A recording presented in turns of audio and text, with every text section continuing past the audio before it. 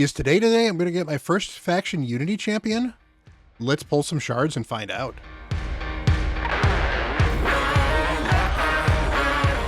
Hello everyone, Bront, CatHerder here. We're having some fun talking Raid Shadow Legends, and I am on my main account, and we are going to be pulling some shards because the portal is blue, and we have a chance to get a faction Unity champion. We've also got a Prism shard, so we'll be doing one Prism shard pull as well. So why are we pulling shards? Well, in addition to being blue, it is a 2x chance for the faction Unity champion for the Sylvan Watchers, plus, or sorry, a 10x chance, which means you can actually get him. Normally you cannot get the faction Unity champions at all unless they are on raid up during a summons, so that's particularly good. On top of that, we do have the Titan event here. Now, I don't need to pull shards for the Titan event, but if I pull enough decent shards for this, there's a chance I might get the 4-star soul or get some of this other stuff up here that's not too bad. I wouldn't mind another Void shard. I wouldn't mind this Immortal Soul book.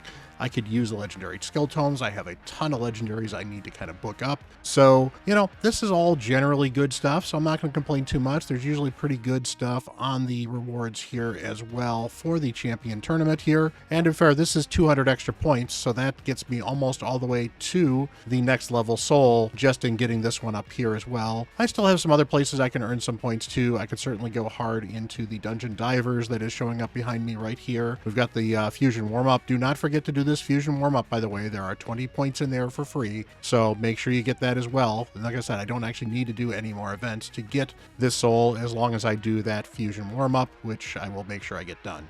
So with that said, we are here to watch me pull some shards, so let's get to pulling some shards. All right, so we have a raid up for Ancients, which means we have double the Epic and double the Legendary. The Epic is not particularly exciting on this account, although there are still some Epics I probably could use to +1, or maybe even a few Epics that I just either haven't built or haven't bothered to keep that I probably should start keeping on this account. So we're working on that, so this will certainly help with that. And of course, we've got this dude here, Blade Quester Kaldor. Hopefully I can get him, but first of all, we do have a summon pool here. I have one pull, and we have a chance to get Tetsuya, which would be awesome as well. So we have Pepsi, not a sponsor, but Pepsi, you could be. Think of all the money I could be making from this, and think of all the money you could be making because of all the money that's in Raid.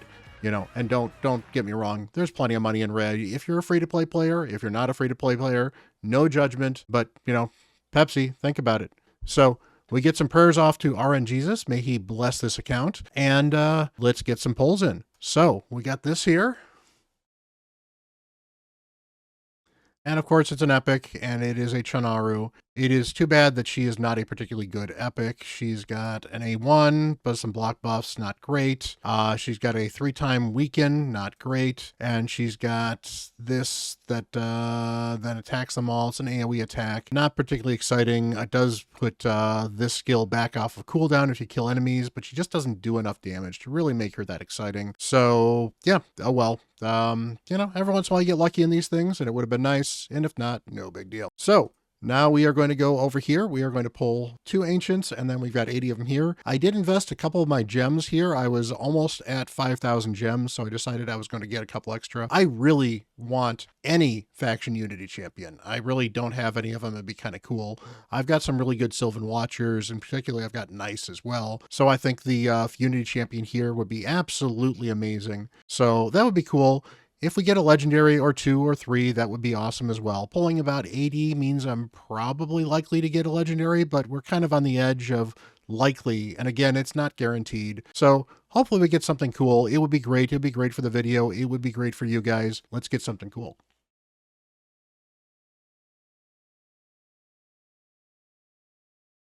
I really do like Avir as a rare. He certainly falls off late, but I used him a lot early game. I actually do like this dude. He's got an A1 poison. You got to build him for accuracy, obviously, but it is an A1 poison. That's not bad. Very useful for clan boss early on. He's got an AoE attack with decreased attack and decreased speed. Yes, they are the, he needs poisons with a decreased speed, so decreased speed is somewhat conditional, and the decreased attack is the lower end of decreased attack, but it's still decreased attack, which is not bad. And it's an AoE, which again is not bad when it early early on. It's a 4-turn cooldown, bookable to 3, and you can actually book this up to 20, 30, 40, 50%. So you can book this up to 100%. So you can get this at 100% as well with a few books. He does read a little bit. And then he's got this great A3 here, 15% turn meter and 15% heal of all allies based on this champion's max HP. Now, as a rare, his max HP is not going to be great, but since it's based off of his max HP, you can certainly stack it. And this is why I use this dude all over the place for a very long time on my main account. And he's honestly still very good for faction wars because this is good support for dwarves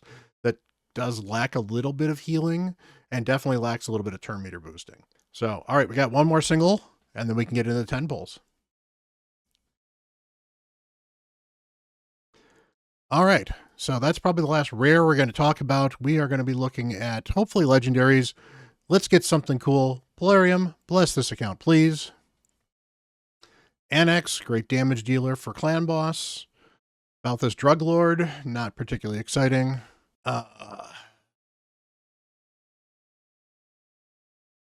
All right, let's get something cool. We'll talk about something cool if we get something. Oh, wow, there's an epic set of pulls. Venom Mage is absolutely amazing. I would love a Venom Mage on my free-to-play account. Sepulchre Sentinel, good classic clan boss champion. Venom Mage is still a top-tier epic in the game. If you are not familiar with Venom Mage, you are doing yourself a disservice. If you do not have your Venom Mage built, you're doing yourself even a bigger disservice. Venom Mage can activate poisons on the A1, and they also do some max HP reduction as well, so they can be useful for the Scarab boss in some cases. If they're under heal reduction, which this it does provide, and the poisons, which are this champion does provide as well. This champion, as a result, can actually be really good against champions or bosses such as the Ice Golem normal and even hard dragon, because the poisons are very good and you can then activate the poisons as well. Very good. This champion can solo some stuff, so that's great. Single target, decreased defense and decreased attack.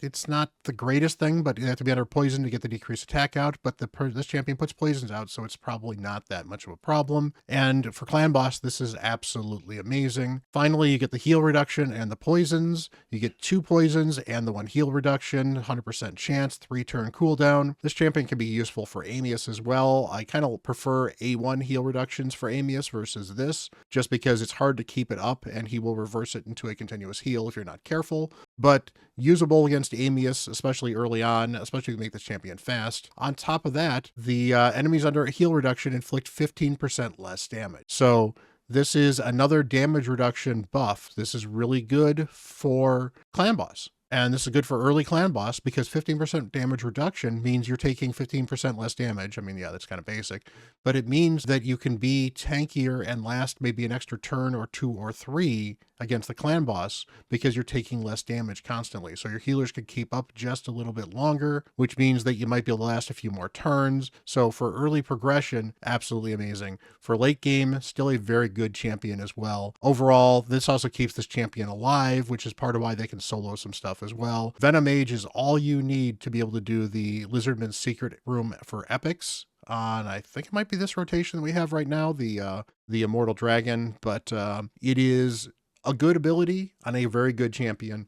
Do not underestimate Venom Mage. Definitely make sure you build one. So, Venom Mage, still not what we're looking for here. I mean, I will plus my Venom Mage if I have pluses.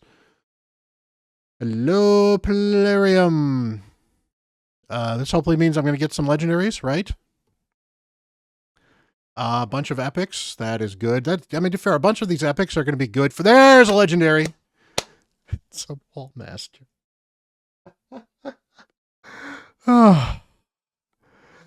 All right. Wallmaster is a great champion that I have now pulled 4 of. So my main Wallmaster will probably become a +2 with this, which is good. Morag is an absolute great champion as well. In fact, I don't know if I have a second one built or not. I want to build a second one, so that's good. And Lady Annabelle, great champion as well. Wallmaster is absolutely amazing for Hydra. What does Wallmaster do?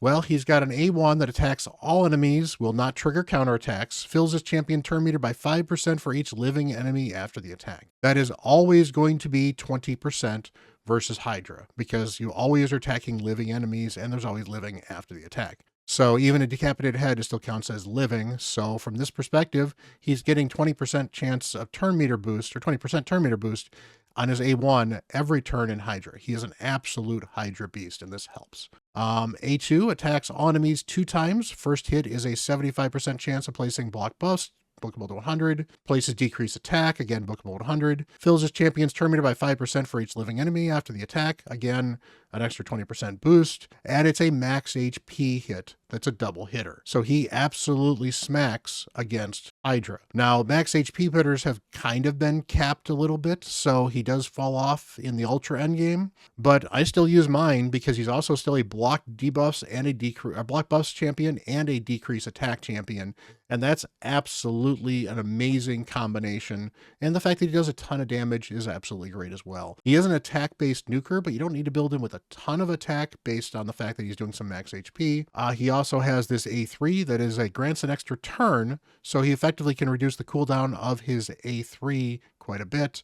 Gives him increased attack, increased accuracy, and increased speed. Does make him a bit of a mischief target. You could build him with resistance if you wanted to. He does get so much extra turn meter that you don't necessarily have to if you can get that block buffs out particularly regularly. What I like to use him for is what I'll actually do is I'll make this his #1 priority skill. So he's got a 3-turn cooldown that effectively almost becomes a 2-turn cooldown most of the time with this Falcon shot. And then this will be his #2 skill. So basically he will, when he has both of these off of cooldown, he will do this first, and then he will do this second to reduce the cooldown of this skill. Because this is on a 4-turn cooldown when booked, he otherwise in a 3-turn cooldown does this and then does this. I find I can build him with enough accuracy. The increased speed is nice. So it gets back to his A2 faster, but I overall find that that's a better way to use him than to use this and then to use this otherwise. But he's actually really good against regular wave content as well. Finally, he has this wonderful passive, increases this champion's max HP by 20% for each enemy killed or Hydra head decapitated by this champion. Stacks up to 50,000. So you can build him a little tanky. You don't have to build him super tanky. He will get 50k extra max HP, and that's awesome. For waves, it makes him super tanky. For Hydra, it makes him super tanky as well. So it means you can actually kind of lean into the attack a little bit more, get a little extra damage on that A1, or maybe get a little extra crit damage on him, and not worry about him dying. As long as you can keep him alive early, he will make himself almost unkillable late, because you have him with 40k HP, which is not unreasonable for a late game nuker. Well, that becomes 90k HP by the end of the fight. And that is really, really hard for the Hydra head to kill. So all kinds of extra survivability. That is why Wallmaster is absolutely amazing. And it's unfortunate that I have pulled so many of this dude, because I certainly would like different champions and somewhat, but at the same time, he is well worth empowering. I have 2 built, and I've empowered one of mine to +1. So this will make my other one +2, which will give him even more survivability. And that will be great for my, I think he's still my Brutal team at the moment. So that is awesome. Morag is a great champion as well. Let's see if we can get another legendary. Maybe we can get that Faction Guardian. But this has been a really good session so far. We have had wow, this is epic madness. This is awesome. Yeah, I'm getting all kinds of tournament points, so I'm not going to complain too much at all. But we're going to pull all of these things because, you know, I've got the shards. And I would like to actually get another legendary. So, you know, for a free-to-play, it is nice to actually kind of hold on to these shards for a little bit. But for a not free-to-play account, you know, sometimes it's worth pulling some shards. And again, this is a game to have fun. So let's pull some shards. Vergis, good champion as well. I actually didn't have... Vergis was one of the last epics I ever pulled on this account until I started adding more new ones for this. Blowsmith, love Blowsmith. Scabrius is okay. He's an okay damage dealer. Little squishy is his biggest problem. It does bring some poisons.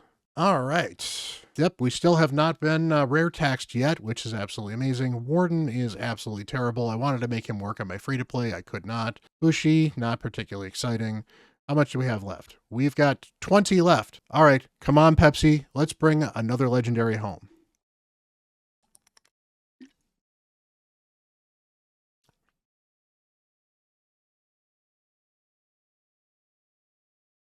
Nope, we are just getting the rare. All right, last 10 pull. Let's get something cool. Be absolutely excited. I cannot complain, though. This has actually been really cool. The rates have been absolutely amazing on the epics, which has been great. And I got a good legendary, even if it's not a new legendary. So, yep, that's what we're going to have to settle with. So, Yeah, definitely wish I would have done a little bit better on the legendary part of this, but I got an epic. I got at least one epic in every pull and got 2 or 3 or 4 in a couple of these pulls as well. So we did absolutely amazing.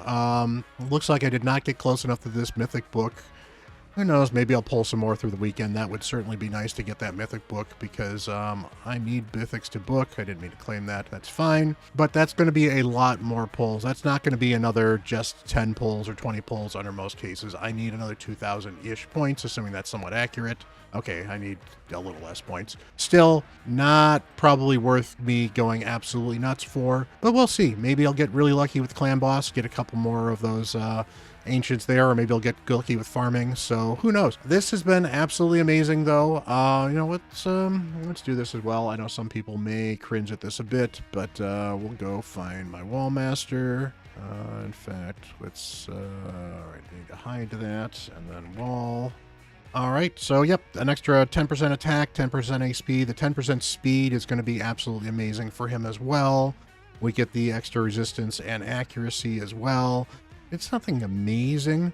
It's once you start getting to +3 and +4, but it's extra stats. So, hey, I use this dude a lot. He is one of my favorite champions. So, yeah, I am not going to hold back on empowering one. And, yeah, hopefully I'll eventually get him at +4 at some point too. But honestly, I would have much rather had the Faction Unity champion. But hey, I'm not going to be complaining because this was an amazing pull session. Thank you for sharing it with me. Thank you for being here. You guys are absolutely amazing. Much love. Hit that like button, hit that subscribe button. Let me know if you got anything interesting this weekend. Let me know what you think of Wallmaster, and you know, let me know if you think I should be spending more money on shards, I guess. I don't know. I love hearing from you guys, whatever the feedback is. You guys are absolutely amazing. And until the next video, I'm Bront CatHerder.